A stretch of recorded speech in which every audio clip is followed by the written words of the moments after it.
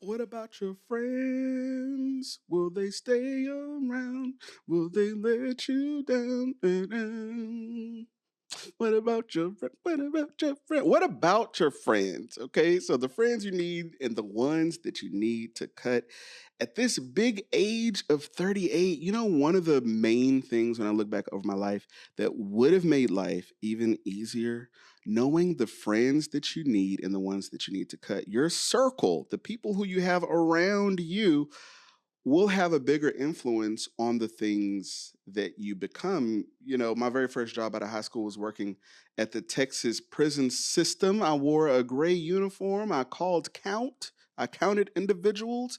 I yelled chow time. I did all of that. And you know what I realized over the 5 years of me working there?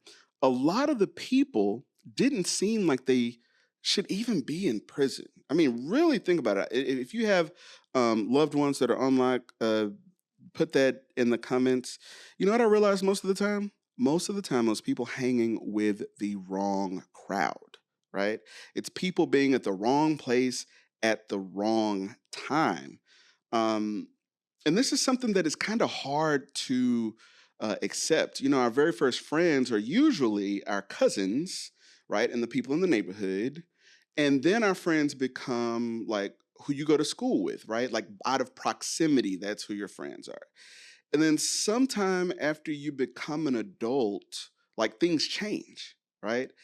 And I first realized this for myself when I moved to Seattle. So, somewhere around 2015, I got an amazing job opportunity, which moved me to Seattle, Washington. And so, for the very first time, I was like knocked off my routine, right? So, you know, I'm learning new things about myself because I'm somewhere where everything that used to be part of my routine and all the people that I knew were no longer there. So, fast forward, I go to Seattle, I conquer Seattle, and I get an opportunity that moves me back to Houston. So now I've like gathered these new hobbies. I'm drinking sparkling water and I'm reading books and I'm going to museums. And I remember one Saturday I was laying across the bed and I was reading a book. I want to say it was Atomic Habits by James Clear. And I get a call from one of my friends who's like doing the Saturday Fun Day thing. There's Sunday Fun Day, and then there's Saturday Fun Day. And so he's out and he's clearly intoxicated. Okay. Side note, if you drink and you don't realize that other people can if they're not drunk, right? So you don't notice that you're drunk, but you're actually drunk. So he invites me out, and I'm like, nah, I'm gonna have to pass. And he's like, oh, you don't. How long have you been back? And we haven't hung out with you. So he hands the phone to another acquaintance. And this person is like, Darrell, you should come out, blah, blah, blah, blah, blah. And I'm like, no, I'm reading. He's like, reading? You reading? Like, what is it? You in school? Like, well, I'm like, no, I read for leisure. Like, no, but y'all have fun. So he hands the phone back to the first person. Um, and that first person doesn't hang up the phone. And they go on to wow, hurt my feelings for a good 13 minutes. And I sat there for all 13 minutes listening. And they talked about how, I thought I was better than everybody. And I think I'm too much and this and that. And it actually messed me up, but not for too long, for a couple of days. Because you know what I realized? I realized that I was honing in on who I wanted to be. And I was honing in on the fact that the reason why they were so upset wasn't because they really wanted my company. It was like they wanted that version of me that made them feel adequate. So, a lot of times in life, you will run into that situation where maybe the friends that you used to hang with, I used to do I still do Sunday Fun Day. I just don't do it every week. Because if you're doing Sunday Fun Day every week, maybe it's time to do a little audit on your life, right?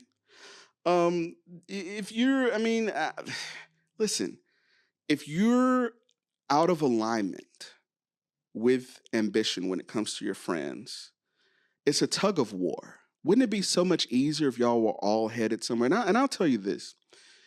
it's not even that I necessarily make the decision that, oh, I'm no longer going to be this person's friend. It happens naturally, right?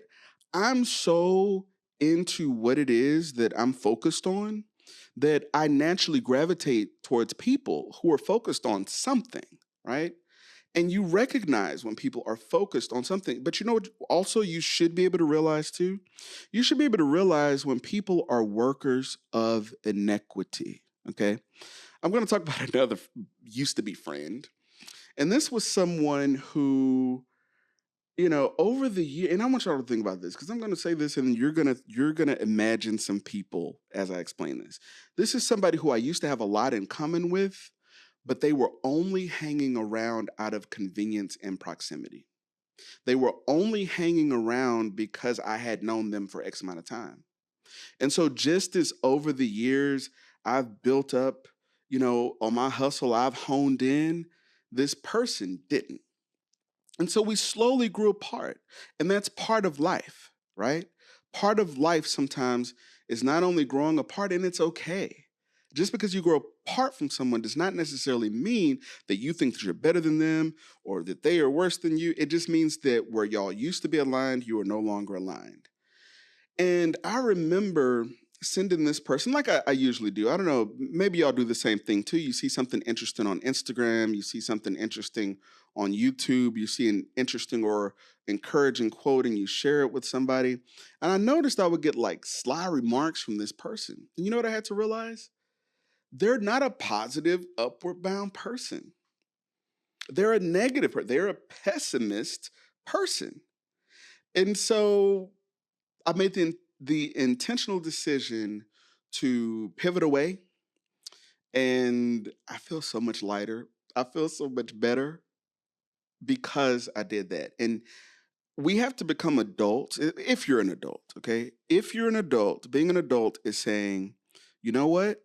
I no longer want to do these things, right? Let me tell you something. If every time I come over, I got to get a contact high, don't invite me.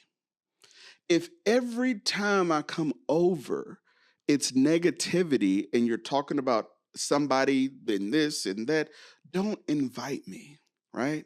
And then slowly over time, you'll be able to figure out where you're supposed to be and where you're not supposed to be. And then the last thing, you want accountability without ego. Real friends correct you without trying to control you. If you got something on your face, I'm going to tell you in a way that does not embarrass you that you have something on your face. Because I want you to know that something's on your face, and I also don't want to hurt you. If you have something on your face, and I cannot wait to take a picture of what's on your face, I cannot wait to take a screenshot and send it to somebody else. I cannot wait to tell you and point out there's something on your face. That's not your friend. And sometimes when it comes to those people, they're not mature enough for you to be able to have that conversation, but you need to have that conversation with yourself and do something about it. And with that, do you agree? Am I way off? Am I like not looking at this thing correctly? Put it in the comments. I would love to know what you think. Like, comment, and share. And tell me what you think.